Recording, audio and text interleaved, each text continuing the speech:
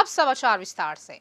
तेलंगाना 10वीं के नतीजे जारी किए गए। मंत्री सबिता इंद्रा रेड्डी ने दोपहर 12 बजे नतीजे जारी किए। अधिकारियों ने स्पष्ट किया है कि परिणाम सरकार की आधिकारिक वेबसाइटों के माध्यम से देखे जा सकते हैं। यदि परिणाम में कोई समस्या आती है तो उन्हें अधिकारियों के ध्यान में लाने की सलाह दी जाती है। पल्ले रवि कुमार ने मासब टैंक स्थित कल्याण भवन में तेलंगाना राष्ट्र गीता कार्मिक कोऑपरेटिव फाइनेंस कॉर्पोरेशन के पहले अध्यक्ष के रूप में कार्यभार संभाला। इस कार्यक्रम में मंत्री श्रीनिवास गौड़, गुंटा कंडला जगदीश रेड्डी, तलसानी श्रीनिवास यादव, गांगुला कमलाकर, बीसी आयोग के अध्यक्ष वकुला भरणम, कृष्ण मोहन, एमएलसी और अन्य ने भाग लिया।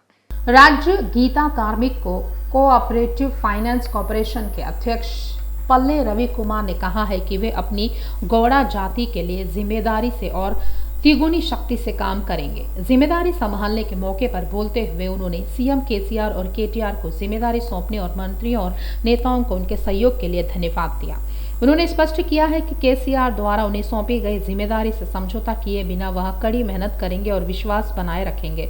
उन्होंने घोषणा की है कि वे गीता कार्यकर्ताओं के कल्याण का समर्थन करेंगे और गौड़ा जाति के उत्थान के लिए कड़ी मेहनत करेंगे। मंत्री तलसानी श्रीनिवास यादव ने कहा है कि लोकतंत्र में व्यक्तिगत आलोचना उचित नहीं है। उन्होंने पदयात्रा के दौरान पीसीसी अध्यक्ष रेवंत रेड्डी की नई टिप्पणियों का जवाब दिया। आलोचना करते समय राजनीतिक दलों के नेताओं को संयम से काम लेना चाहिए। मंत्रियों और विधायकों के प्रति अनुचित टिप्पणी और व्यक्तिगत आलोचना करना सही नहीं है।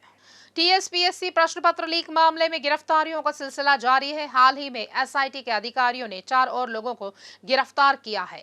पुलिस ने पाया है कि आदि साई बाबा नगर करनूल के मादावत शिवकुमार नागार्जुन सागर निवासी, रामावत महेश और खम्बम जिले के पोन्नम वरुण ने मामले के मुख्य आरोपी प्रवीण कुमार से एई और एईई प्रश्न पत्र खरीदे थे। प्रवीण ने प्रति प्रश्न पत्र 10 लाख का सौदा किया। उनमें से प्रत्येक ने उसे 1.5 लाख रुपए अग्रिम के रूप में दिए। परिणाम आने के बाद शेष राशि देने का समझौता किया गया। पुलिस फिलहाल इनसे जुड़े 10 और संदिग्धों की तलाश कर रही है। यह बताया गया है कि उनमें से कुछ ने अपने सेलफोन बंद कर दिए और छिप गए। पुलिस की जांच में यह निष्कर्ष निकाला कि प्रतियोगी परीक्षाओं की तैयारी कर रहे हैं। इन सभी ने सरकारी नौकरी पाने की उम्मीद में प्रश्न पत्र खरीदे थे। मेडिकल इंजीनियरिंग में प्रवेश के लिए आयोजित प्रवेश परीक्षा MSET परीक्षा शुरू हो चुकी है। बुधवार और गुरुवार को चिकित्सा और कृषि विभाग के छात्र परीक्षा देंगे, लेकिन ये परीक्षाएं सख्ती से आयोजित की जाती है। परीक्षा 2 पालियों में सुबह 9 बजे से दोपहर 12 बजे तक और दोपहर 3 बजे से शाम 6 बजे तक आयोजित की जाती है। तमिलिसाई सौंदरराजन के तेलंगाना के राज्यपाल के रूप में कार्यभार संभालने के कुछ ही समय बाद से राज्यपाल और राज्य सरकार के बीच मतभेद इस हद तक बढ़ गए हैं कि उनमें दरार आ गई है। वे धीरे धीरे एक बड़े तूफान में बदल गए। मतभेद ऊंचाई तक पहुंच गया है। हालांकि कुछ दिनों से संपर्क में रहे इन दोनों के बीच नए सचिवालय के आमंत्रण पर बड़ा हंगामा हुआ है।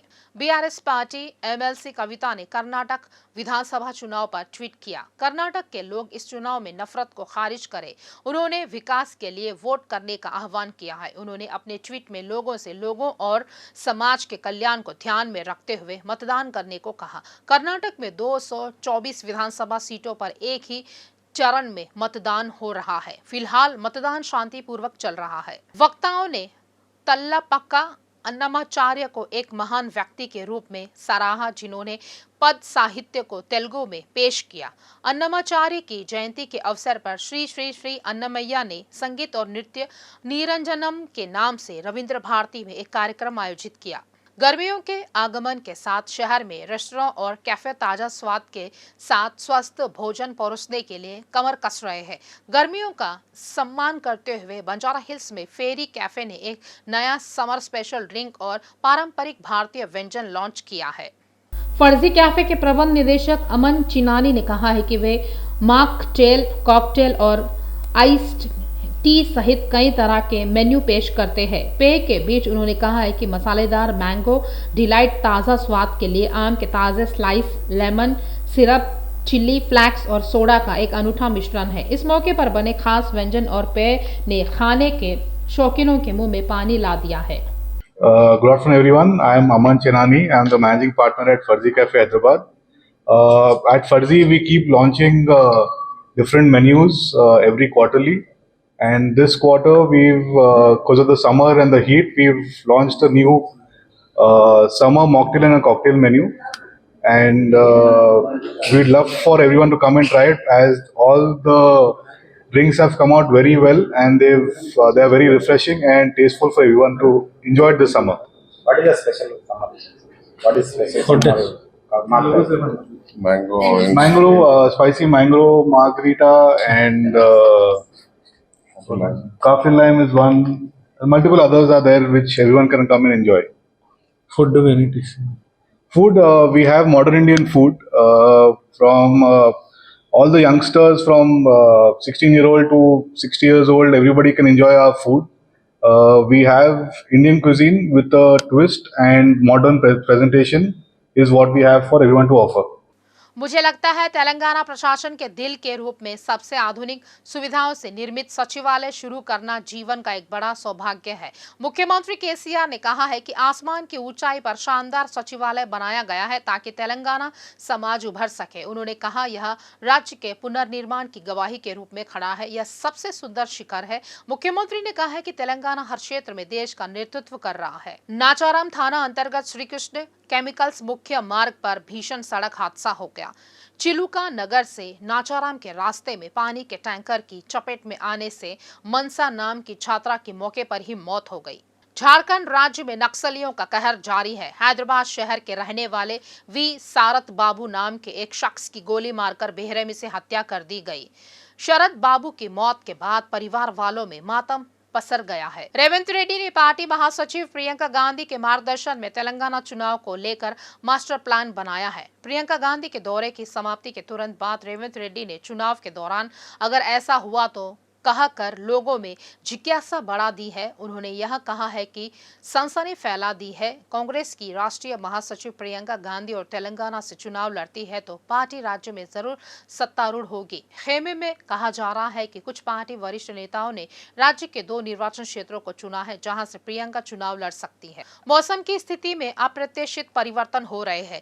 धूप खिली हुई है तो शहर में बारिश भी हो रही है। बारिश और धूप से न केवल जलवायु परिवर्तन से लोगों का जीवन प्रभावित होता है बल्कि जीव जंतुओं पर भी असर पड़ता है। इससे जल स्तर धीरे धीरे कम होता जा रहा है। गर्मियों के अंत तक ताजे पानी के प्रवेश की कोई संभावना नहीं है। ऐसे में पानी में मछलियां मर रही है।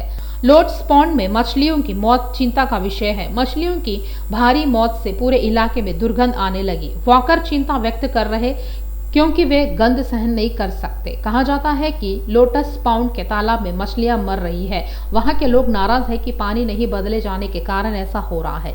गंभीर आरोप थे कि अधिकारियों ने लोटस पाउंड को ऐसे ही छोड़ दिया था। सभी मछलियां मर रही हैं और तेज बदबू आ रही है, लेकिन अधिकारी इस बात से नाराज है कि उन्होंने बिना ध्यान दिए लोटस पाउंड तालाब छोड़ दिया है। राहगीरों में इस बात का आक्रोश है कि जब वे ऐसा कर रहे हैं तो काफी बदबू आ रही है। अब भी अधिकारी लोटस पाउंड का दौरा कर मछलियों को निकालना चाहते हैं, लेकिन पृष्ठभूमि में बीसीबी के अधिकारी मैदान में उतरे, लोटस पाउंड तालाब का भ्रमण किया। मछलियां क्यों मरी, इनकी मौत कैसे हुई, इनकी जांच की जा रही है। क्या यह पानी नहीं बदलने के कारण है या पानी में कोई जहर है? मामले के बारे में पूछताछ कर रहे हैं। पीसीबी के अधिकारियों ने कहा है कि लोटस पाउंड से मरी हुई मछलियों को निकालने का प्रयास किया जा रहा है और जनता को परेशानी ना हो इसके लिए अधिकारियों के खिलाफ कार्रवाई की जाएगी।